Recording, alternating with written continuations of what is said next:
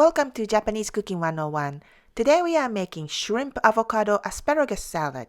This is a typical deli-style salad that you can find at Depachika, the underground food hall at fancy department stores in Japan. It is very nutritious, rich and tasty, and a little spiciness from wasabi is so appetizing.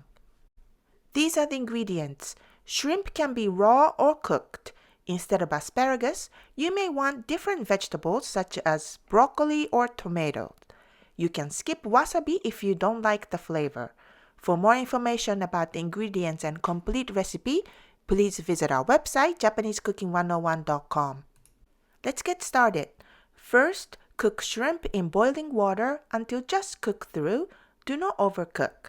Snap the bottom of the asparagus and cut into bite-sized pieces and blanch for a minute, and let both shrimp and asparagus cool and set aside. Next, slice onion very thinly and cut avocado. First, cut in half and remove the pit. Peel the skin and cut into half-inch size cubes.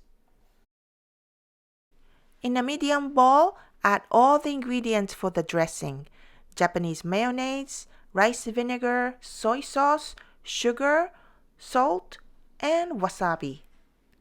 And whisk. And put everything in the bowl: sliced onion, asparagus, shrimp, and avocado, and mix and coat with the dressing well.